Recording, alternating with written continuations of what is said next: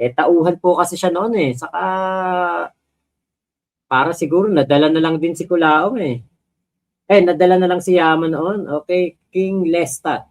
Parang demonyo naman si Kulaong dyan, boss. Itong latest live ni Yama at Kulaong Boss Mac about kay JC, nagsisinungaling daw si JC. Syempre, yun lang po sasabihin nila, di ba? Manggagatas. Gusto niya ang funny version ito. Paano maglaban, Bowie moves ni Yama. Okay, ayun Nilapag niya po yung yung video. Okay, King of the Dragon, hindi niya kaya si Kulaong, anak ng Diablo at tauhan lang kayo. Manggagatas, ang ginagawa na lang ni Yama ngayon, sinisikap niyang mag-play safe ngayon kahit cornered na siya. Tama, kasi nga syempre, kailangan niya yun para hindi siya makasuhan ni Kulaong, di ba? At para hindi rin natin siya kalabanin. So, OFW na pala si Yama, boss. Hindi yata. Hindi ko alam. Wala akong balita kay Yama. Huling usapan namin. Yan na nasa Pilipinas pa siya. Hindi ko po alam kung nasaan siya ngayon. Eto, punta na tayo dito sa kapatid ni Kulaong. Okay, eto. Salamat nga pala sa F2 Acres kanina do sa video na ating pinlay. Tapos ngayon dito kay Jam Mangusin. Salamat kasi nagsalita si Jam Mangusin patungkol sa kanyang kapatid. Etong si Jam Mangusin, dati po nakakatawagan ko to, nakakausap ko to. Alam nyo, ito talaga bagay na magsalita ng mga words of God. Bakit? Kasi itong si Jam, pastor to Talagang nakapasa, meron po siyang certificate, talagang siya na pastor. Pinag-aralan niya yan. Kaya nga po, malayong-malayo si Kulaong dito kay Jam Mangusin. Kasi si Jam Mangusin, tuwid ang buhay niya Dinidiretso niya yung kanyang buhay sa kanyang pagiging pastor. Hindi katulad ni Kulaong, talagang salasalabat, liko-liko ang buhay. So ito po si Jam Mangusin. At ako never kong binash nitong si Jam Never ko tong kinalaban o sinabing masama dito. Kaya po malayo ugali ni Jam Mangusin kay Kulaong. Si Kulaong talaga utak kriminal. Siya naman nagsabi, 6 years old pa lang nagnanakaw na siya sa nanay niya. Kapatid ba talaga niya yan? Yes po, opo. Kapatid po niya talaga yan. At ito po yung kanilang litrato merong si Norman. Tapos ito po si Jerome, si Jam Mangusin, si Gilbert Jr., si Leslie, at si Algin. Yan po sila pong magkakapatid. Ngayon, kasi kita nyo naman, talaga naman sila magkakamuka, hindi po nagkakalayo kanilang mga muka. Medyo mas pogi lang ng konti itong si Gilbert Jr. kesa dito kay Kulaong. Pero makikita nyo naman sa pictures ng kanilang mga muka na sila po'y magkakapatid. Ito po yung minumura ni Kulaong sa kanyang video at sa kanyang yung na record ni Yama. At ito rin po yung sinasabing pag nakalaya yata si Kulaong may gagawin siya masama. A blessed and wonderful day to all of you, sa lahat po ng mga ka-family and friends po natin. Ayan, dito po tayo sa Ilocos. Ayan, sa Ilocos po tayo. Pero hindi ko po kasama o wala po ako doon sa presensya ni Epal M. Ayan. Ayan ako na po magsasabi po sa inyo. No, unang unang salita pa lang ni Jam Mangusin dito, ni Pastor Jam, na wala siyang kinalaman kay Epal M. Sabi ko, ano to? Parang kakalabanin niya na yung kapatid niya at meron siya mahalagang mensahe. Ako po ay may sariling buhay na kailangang paglaanan ng pansin. Kung ano man po yung mga nararapat o sanction para doon sa tao, sige ho. Pero ako po ay nakikiusap sa mga bashers po niya o sa akin. Please lang po gusto ko pong mamuhay ng mapayapa. gusto ko pong mamuhay ng may katahimikan. Mas masaya po ako sa buhay na kung anong meron ako na simple. Yun lang, ang pakiusap ko lang ay wag po sana niyong idamay yung yung aking nanay. Maaaring magkaparehas kami ng apelido. Pero hindi ibig sabihin parehas kami ng gustong gawin. Yun lang ang aking gustong iparating. Hindi po kami pare-parehas ng pananaw, pero ako po, hanggat maaari, pipiliin ko pa rin po kung ano ang pinakamainam.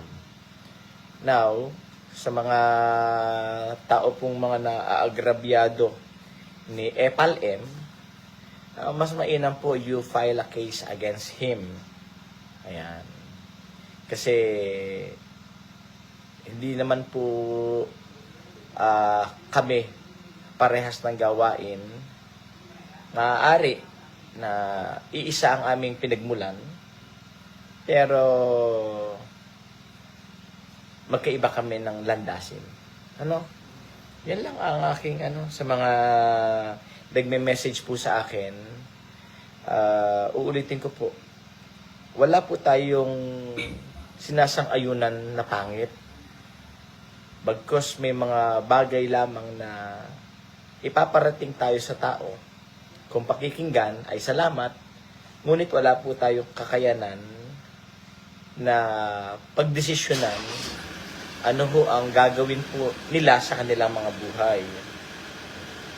Kaya po doon sa mga nagme-message po sa akin, pasensya na po kayo, kung may mga pagkakataong hindi ko po talaga kayo sinasagot.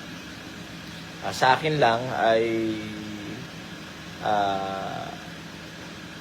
pakiusap ko lang po na huwag niyo naman pong idamay yung aking magulang. Ayan. Ang aking nanay. Ayan. Kasi wala naman pong matinong anak na hindi niya pahahalagahan ang kanyang magulang. So, may mga pagkakataon na maaari naiinis ako. Pero sabi nga po namin, bas pinipili po kasi namin na maging matiwasay yung aming buhay. Mega love shoutout Janet, Alejandro. Ayan, insan, lalo na po doon sa mga nagpo-post po ng aming mga pictures.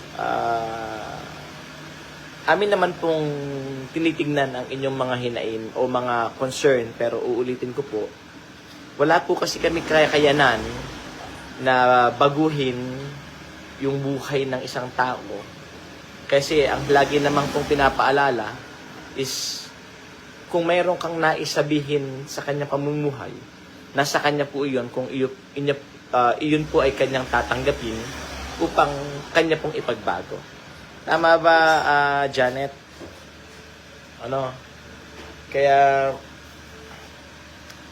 Kaya uulitin ko po, may mga pasya po ako na ako po ang nagpapasya, at kahit kailan hindi din po ako sumasang-ayon sa kung ano man po yung mga bagay na hindi naman dapat. So, oo. Kaya yun lang po yung aking pinapabatid sa mga nagme-message po sa akin. Kung kayo po ay mayroon po kayong concern at meron po kayong gustong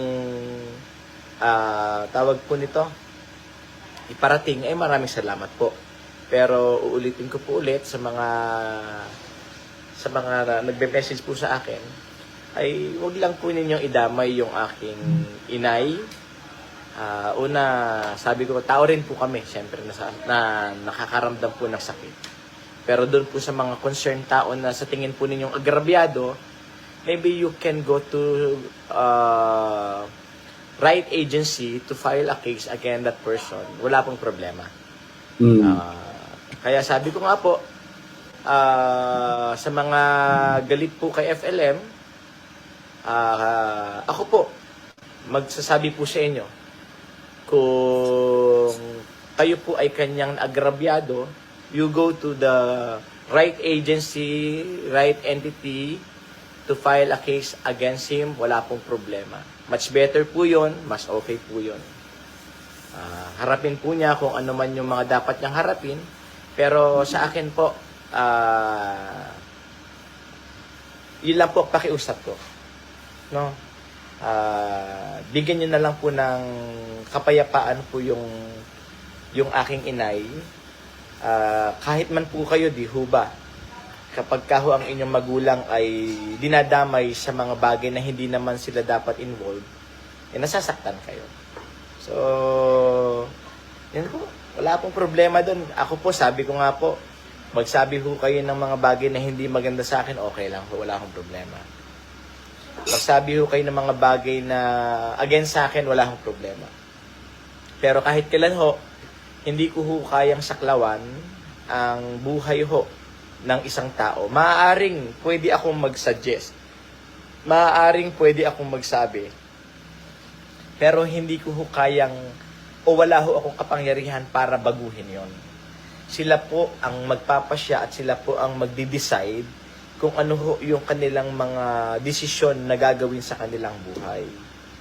Opo, pare-parehas lang po kami kasi may mga nagsasabi po sa akin, insan, Janet, dapat itama mo, hindi po. Wala po tayong kakayahan ng itama. Bagkus ang magagawa lang po natin, magsabi na iyon ay mali, and then nasa kanila kung kanilang itatama o kanilang ipagpapatuloy. Tama po. Hindi ko lang alam ba't ako napalive kasi akala ng iba, porque nasa Ilocos ako, magkasama na kami. Ay, hindi po. Hindi po. Hindi po kami magkasama at never po akong sumasama sa kanya. Ayan. Apo, may sarili po akong buhay na natatahakin at tinatahak. Ayun. So,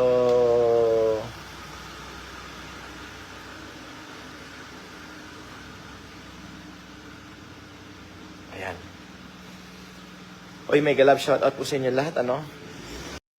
Ayun. So, maayos naman ang salita ni Jam, di ba? Magalang naman. Malayong malayo sa kanyang kapatid. Ano manggagatas kay Food Genius? Meron dito. Meron yan. Makikita mo kay Food Genius Vlog, yung video na yan. Alam niyo po, etong si Pastor, meron yan dating unang video. Nung lumabas si Kulaong at actually nakulong na nga si Kulaong nung nagsalita siya. Ito yun, no? Kasi para balikan lang natin itong ito po yun. Jerome. Ako ho si Jam. Pero hindi ho ako si Francis Leo Marcos. But it's too late now. I remember. Kung ako po ay ipe-persecute pagdating ng araw dito sa aking pagtulong, so be it. Wala akong problema yan. At least nagkaroon ako ng kasaysayan ng aking buhay. Ang kasaysayan na iuukit sa puso ng mamamayang Pilipino na tatulungan natin ngayong epidemya.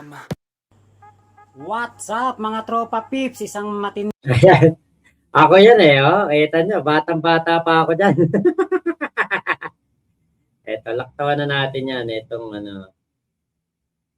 Okay. warriors. Unti-unti na nabibisto ang inyong mga kabubuhan. Yan.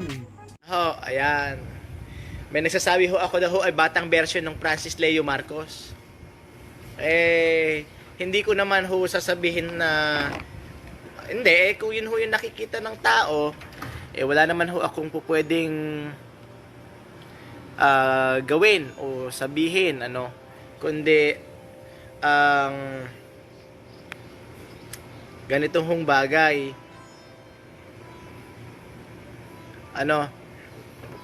pakishare, kanina po nasa tahi pa, mahirap naman ho, ganito,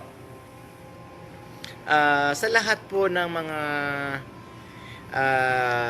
kababayan at mga nakakakilala sa akin, Ako ho ay simpleng tao lamang ho. Ako ay simpleng mamamayan lang na namumuhay. Ako ho ay naglilingkod sa Panginoon sa mahaba hong panahon.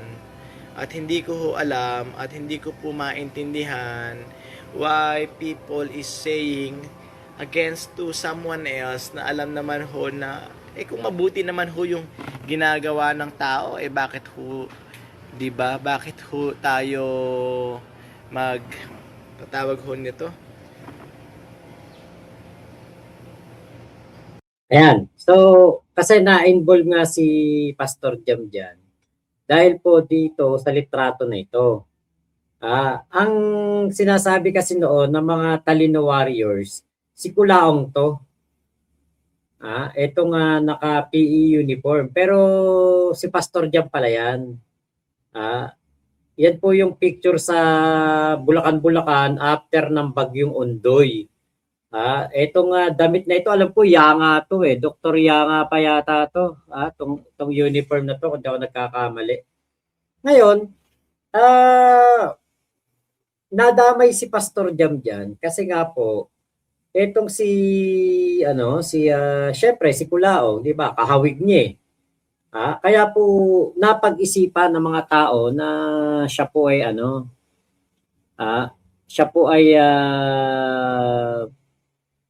siya yung Francis Leo Marcos. Pero hindi nga po. Yun lang po yung pinapaliwanag dyan ni Pastor Jam. At Fatima. Okay, Fatima. Oo, yun, Fatima nga pala. Sorry. Fatima nga. Ang sabi ni Pastor, siya ay tao lang at may pangangailangan. Kaya Pedro Cruz. Fatima University sa Valenzuela. Parang hindi ka tumatanda, boss. Mas payat ka lang sa lumang video. Payat ako noon eh. Payatot ako noon kasi nasa Malaysia po ako noon. Nagtatrabaho pa ako noon eh. Okay, Kamaloson. Yung ilong talaga nagdala. Mas pogi pa yan kay Libayad. Okay, Ate Lea, hindi maiwasan na isali ang nanang niya sa kalokohan ni FL Mangusin. Kinukonsinti eh. Tama po. Kamukha daw ni Attorney Libayan. Pogi si Pastor kasi sa kay Kulaong. Okay, itatanggi yan ni FLM. Oo, nakapatid niya yan. Sasabihin niya na binayaran lang yan para siraan siya. Bugas mati.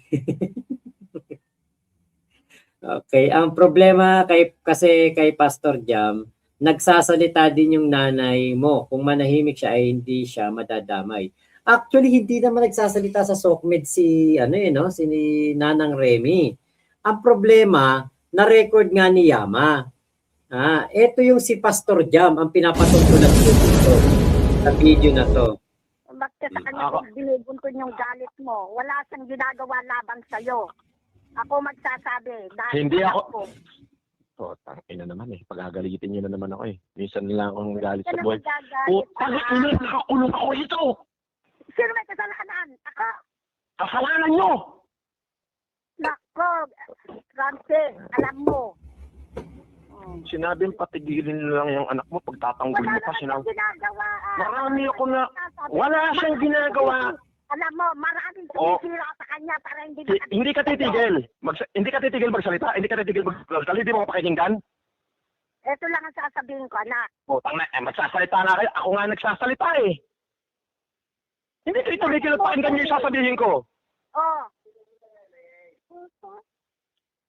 Marami nga nakikita nga araw-araw nga nakalive yung anak nyo. Putang ina, sinisira yung advocacy ako. Putang ina, panayang hingi kong kani-kanino eh. Araw, nakisita ko. Napapanood ko. Naririnig ko. Dinatayo yung cellphone mo. Ginagamit niya yung pangalan ko. Ginagamit niya, ikaw ang nagsabi sa kanya na gawin mo yung... Anong tinapay naman? Anak daw ng tinapay si Nanang Remy. So hindi pala talaga tunay na mga Marcos to, no? Kasi anak pala ng tinapay. Wala akong inang ayuda. Tumulong nga siya doon sa bambang eh. Kinana. Tangina naman eh. Ang kulit talaga eh. Pagpipilitan nyo kasi. So, sasabihin ko sa kanya, tumigil na siya sa paggawa ng mga Alam niyo ba na buhay ko na nakasalalay dyan? Putang ina, yung ginto-ginto na yan, kapag nalaman niya, ano mangyayari sa palagay niyo? Kaya yung Si depensahan? Mary Ann lang ang may sabi niyan. Si Mary Ann, walang ibang tao akong kausap kundi si Mary Ann. Sumasakit na ang ulo ko sa inyo. Paano kung sabihin ko sa inyo? Kaya lang ako tumawag, pakinggan mo. Tapos na sana yung issue mo na Norman Mangusing, kung pinadalan mo na ng pera ng 2 milyon yung nasa Italy na Norman Mangusing na sumira sa iyo at gusto niyang umuwi. Yun ang paasikaso mo. Ina Wala naman na talaga. Anak, matuto ka namang mukanig. Ay, nagbuhay hari. Paano ako makikinig? Paano ako makikinig sa inyo? Hindi niyo naman alam ang buhay ko. Alam niyo ba buhay ko? Alam mo ba kung bakit? Bakit kasi ng daldal dyan? Puro ay daldal. Sige, dumaldal ka pa. Hindi na kita kakausapin hanggang sa mamatay ako. Nako, anak. Sige, magsalita ka pa. Hindi na kita kakausapin hanggang sa mamatay ako. Mas mamatabisin ko pang mamatay. Barado ang utak niyo eh. Dapat niyo ba ikwento yung ginto na yan? Dapat niyo ba ikwento kahit kaninong tao yan? Hindi niyo ba alam na si Mary Ann? Siya na lang ang natitira sa akin. Ay, siya lang ka naman pinagkwentuhan na tinutukso ako ng gold bar. Paghanda mo ako ng isang gold bar. Yung bunganga mo! Yun ang sabi niya. Eh, di siyempre yan, sinasakyan ko na. Eh, wala na kung iba siya lang. At wala nang iba. Kaya, Ano yung pagtatanggol niyo dyan sa anak niyo? Putang ina yun. Yung anak niyo nga nagdala ng mga dokumento doon kay Chinjin. wala siyang dinadalang dokumento. O, kinayo. Wala siyang, Isulat din ng Ipanigay. Sakbay nga yung parwar na kay G. Manila. wala siyang dinadalang dokumento. Pagtatanggol niyo pa. Putang ina nga. Ako na nga. Sa'yo, yung Tama na nga. Ang sakit sa ulo pakinggan nitong si Kulaong na minumura ang nanay, di ba? Kahit na hindi ko nanay niya yan, parang naano ko kasi hindi ko kayang gawin yan sa mga matatanda. Di ba? Kaya po malaki galit ni Kulaong kay Jam Mangusin at ganun din si Jam Mangusin sa kanyang kapatid kasi nga po hindi talaga sila magkakasundo ni Jam dahil si Jam may pangarap sa buhay, lumalaban ng patas, 'di ba? At mapagmahal, tingin ko mas mapagmahal sa magulang naman talaga si Jam kasi ang concern niya nanay niya kaya siya nag-live Tapos nung birthday ng nanay niya, ang alam ko nandun si Jam. So si Kulaong wala. So siguro baka tinalikuran si Kulaong ng kanyang pamilya ngayon. Kaya talagang wala talaga ng pamilya si Kulaong. Talagang nangungonsinte kasi Francis ang tawag niya. Meron din nga pong teorya noong panahon na yon na scripted yan. Kasi nakikinig po diyan sa sa video, sa tawagan na yan, si Inay Mary Ann. Meron pong teorya kami noon na scripted yan. Pero kahit na scripted yan, di ba, yung gagamitin mo yung nanay mo sa katarantaduhan mo at parang magpapanggap ka pa na nagagalit ka, na pinangangalagaan mo yung mga gold bars, may mga mapapahamak dahil doon sa mga gold bars na binabanggit ng nanay mo. Kahit ano pa yung palusot mo diyan nanay mo yan, isasama mo sa kalokohan. Di ba? Ate Agnes Yoshida, hello po. Gary Caba, parang baby si Kulaong nagtatantrum. Umuusok pa ilong niya sa record na yan, sure. Nasa loob siya ng ng inidoro. Kahit nga pinaggagawa ni JC Cruz sa community, alam ko, di ba be? Okay, Pedro Cruz. Okay, according sa napanood ko kay Attorney Sabi, nag-testify din ang nanang ukol sa relasyon niya kay Marcos. Kaya nagkaanak na Ethel Mangusin. Yun nga po. Actually, matagal na yan na namin nalalaman. Matagal na naming alam yan. Kaya nga po tawag namin kay Nanang Reme ay prinsesa ng Cordillera na konsentidora. Kasi nga po, inano niya yung katarantaduhan ng kanyang anak. Pero di ba, it's an unconditional love Nanay yun Di ba? sa kagustuhan din na siguro mapabuti kanyang anak o kaya mas lalo pang makilala at maging Marcos sa kanyang pagpapanggap, nanay yun eh. Hindi natin masisisi ang pagmamahal po ng isang ina sa kanyang anak. Pero syempre, lahat po yan, meron pong consequence na hindi maganda. Kasama na yung mababash talaga siya. Yan. Ate Corazon Duyugan, hello po. Ito, hindi natin mabasa ang pangalan. Good morning po sa Japan. Okay, pogi lang ng konti kay Saito, sabi ni Kamaloson. Malaki ang galit ni Pedro Cruz sa bloodline ni Culaong.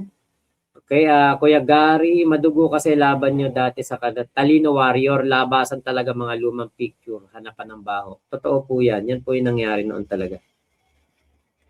Yan. Roberto Dizon, good Sunday morning. Okay, Mac, sabi sa interview ni MG, yan daw wiretap na yan. Excuse me po. Parang gustong palabasin ni Culaong na si Miss Mary Ann na lang daw ang meron siya. Yun nga. Totoo yun. Kasi nakikinig. Yun nga yun. Yun nga yung sinasabi nga sa akin ni nagsabi na. Si Mary Ann nga yata din nagsabi sa akin na baka scripted yan. Kasi nga nakikinig si Mary Ann nung time na yan. Yan. Kurdapia Channel, hello po. So, yun po. Maraming salamat po sa pagsama nyo dito sa aking mahabang live na late pero umaga. Thank you po sa inyo ha. Ate Virgie Badjola, Ate Chris Rosebabe, nandiyan pa ba kayo? Salamat po. Cyber Noipi, ayan, Kurdapia Channel. Okay, etong si Elmerando, nandiyan pa rin. Tanga pa rin. Gary Caba, Grace Burton, Agnes Yoshida, Pedro Cruz, Atelea Bagalso, JC Cruz, thank you ha. Si Mami M, ayun, nandyan din. Ate Corazon Duyugan, salamat po. Yung nagpakulay kanina, si Kitty Yaps, si Achilles Jude Tadeo, at si Ami Bell, ayun, ng New Zealand. Thank you po, salamat po sa inyo. Papa MRBZ, ayan, thank you po. Salamat po. Kita-kits na lang po tayo ulit sa mga paparating pa natin na live. Lady X44, King of the Dragons. Mac Daniel, Kuya Macwan, Ate Chaicher, yan, mga taga Ceresa Force. Thank you po. Ate Virgie, ayun thanks din Mac, dinner time na. Sige po, salamat po. From Sydney, si Joy 643. Dagersyo, ang tagal kanina pa ako dito. Thanks, Sir Marco. Salamat po. Kasi, ala naman akong gagawin. Saka, linggo ngayon eh. Actually, 2 araw ako nag-live ng madaling araw. Ng alas 6. Parang mas pa nga ako eh. Kasi pagdating sa alas 11, minsan naantok na ako. Ngayon, daw naantok eh. Papa MR, ayun, watching from Las Piñas. Ayun. Pasugod. Win Market. Shy Legaspi. Ayun, thank you po. Okay, Ramon Velarde, ilang tulog pa ba bago makakulong si Culaong? Hinako, hindi po natin alam eh. Ay, thank you ha, Cyber Noipi, salamat sa pakulay mo. Ayun. Kain po, sige po. Ate Chris Rosebabe, thank you, Kuya Makwan. Ayun, Shy Legaspi, sana makakulong na talaga yung Culaong na yan. Kainan na. Ate CRB. Nagkaroon tuloy ng nickname, CRB. Mac, napanood mo na yung I Can Pull the Spring niya. Oo, yung kay sinabi na yon ni MG kay Yusek Lacanilaw.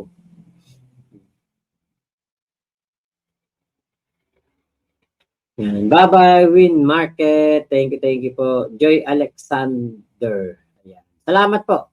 Kita-kits na lang po ulit tayo mamaya sa ating mga upload at live.